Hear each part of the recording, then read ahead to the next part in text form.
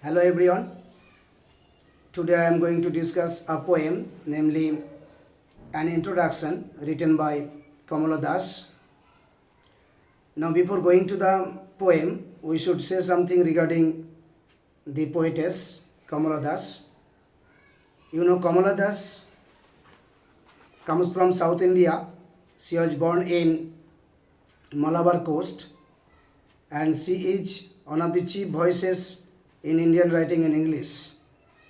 The speciality in her poems is that she writes his poems in English directly. She has not translated her works into English. Right? In her poems, she appears to be a revolutionary poetess. She is a feminist poet. She is a confessional poetess.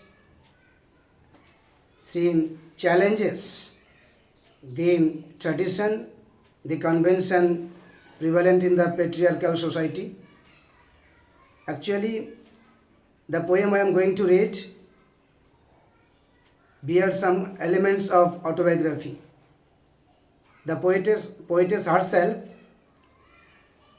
became disappointed in her conjugal life, in her marital life, and she was tired by observing the domination of the male members in the patriarchal society.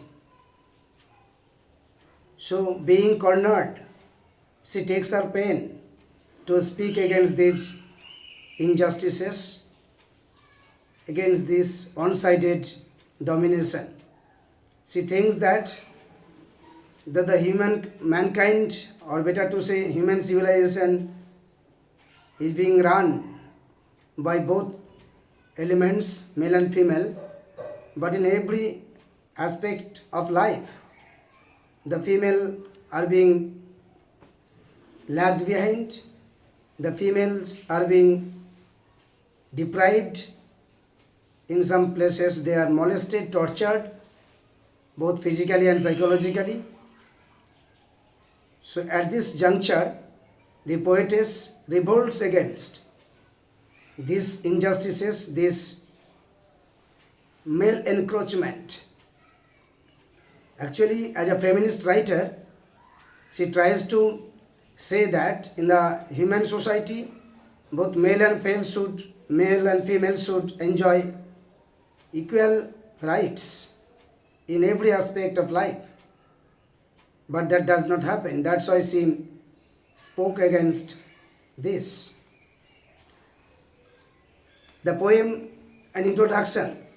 The poem and introduction is nothing but the self-assertion.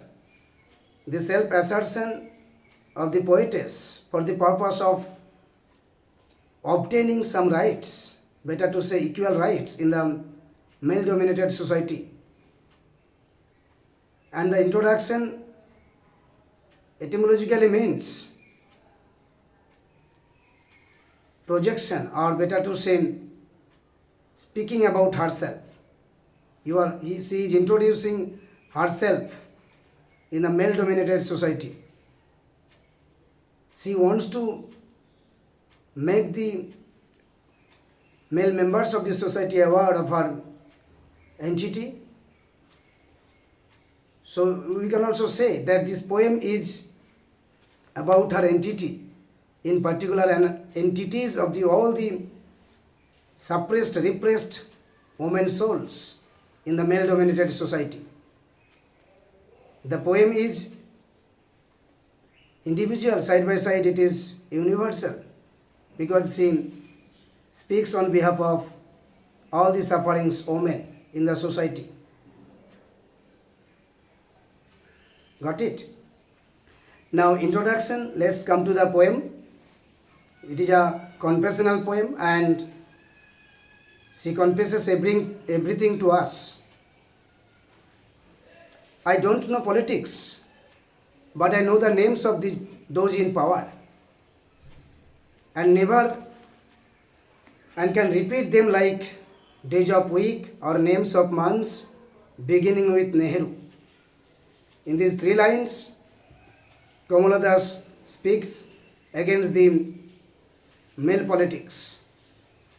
In the political scenario, we see that males are dominating. Some common names are available during a certain period of time in the field of politics.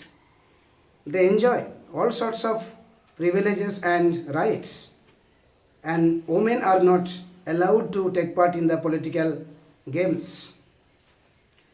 In recent times, the women are given some quotas. Now my question is, who are the men to give them quota?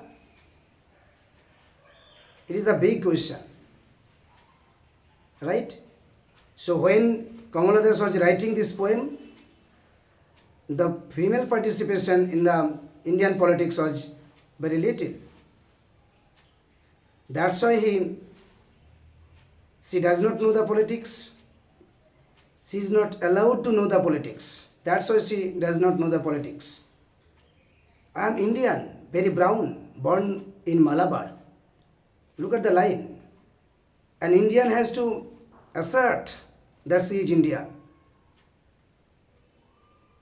It is most unfortunate that the poetess, a great celebrity in the field of writing, has to assert herself that she is Indian. Very brown. Look at the color. We know that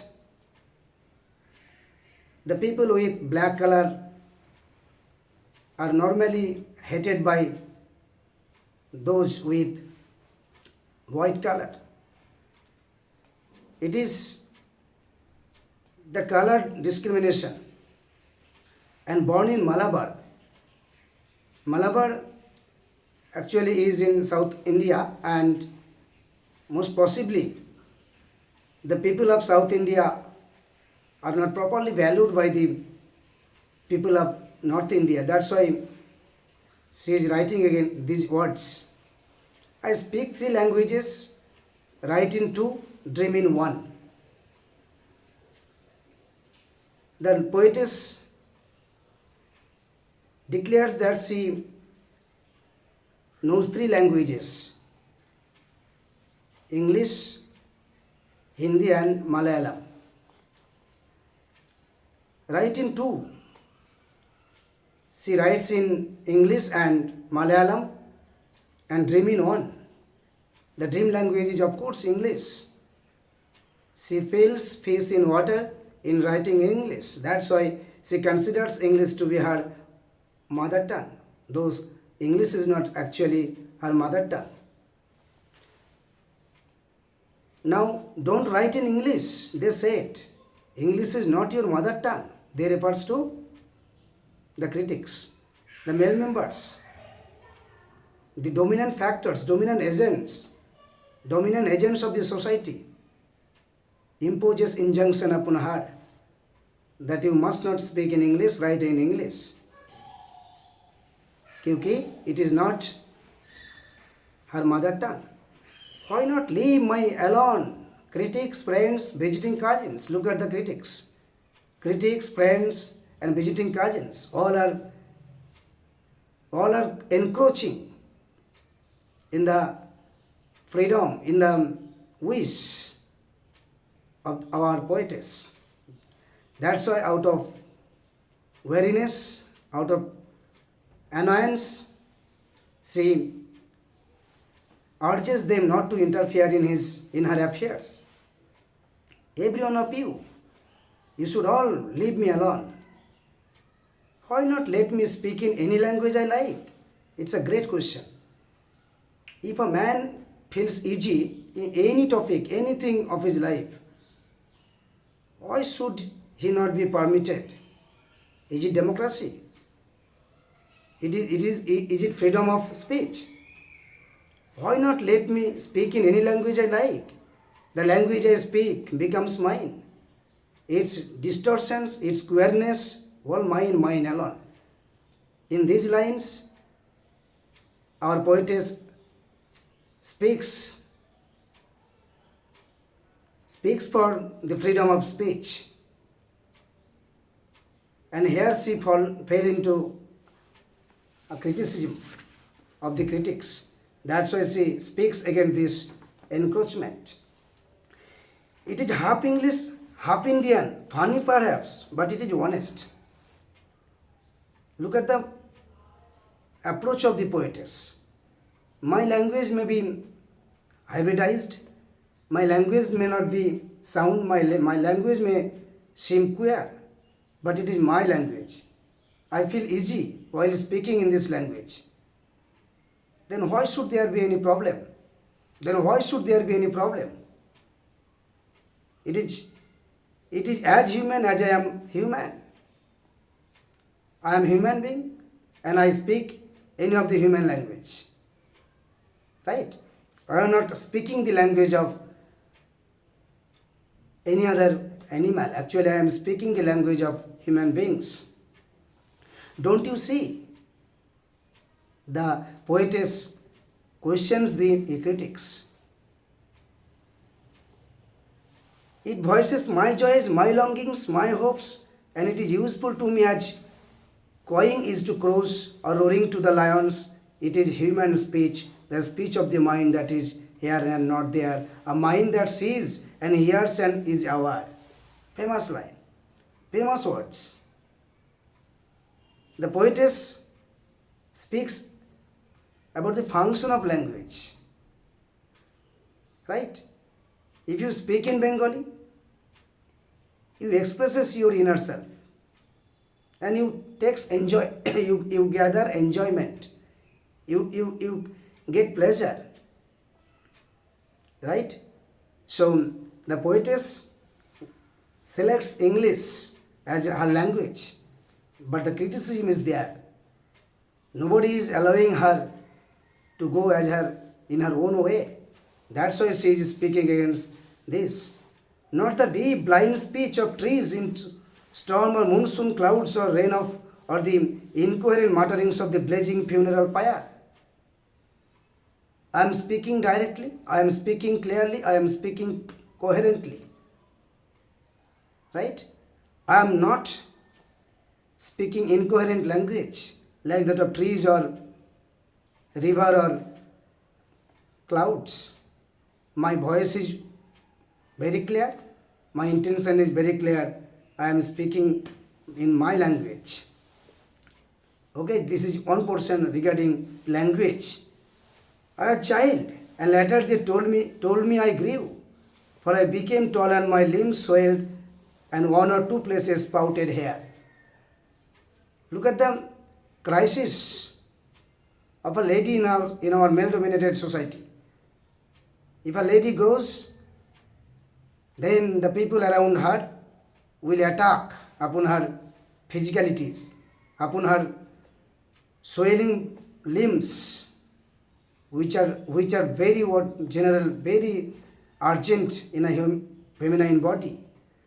The people are making her aware that she is growing, she is becoming big enough. Right? When I asked for love, not knowing what else to ask, for he drew a youth of 16 into the bedroom and closed the door. He did not beat me, but my sad woman body felt so beaten.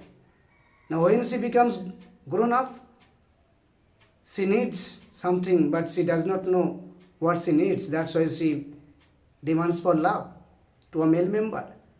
But unfortunately, the male member mismeant better to say, misinterpreted her intention.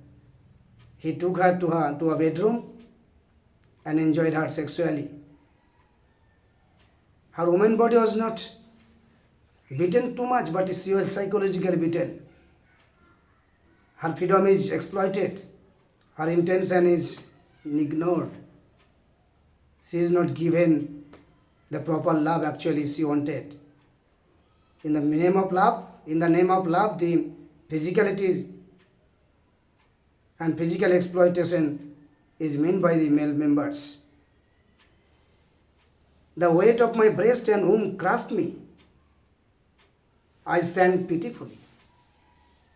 Gradually she became much more weightful, and she shrank in pain.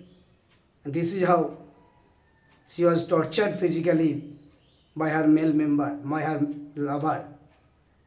So, hope you understood well. Thank you very much.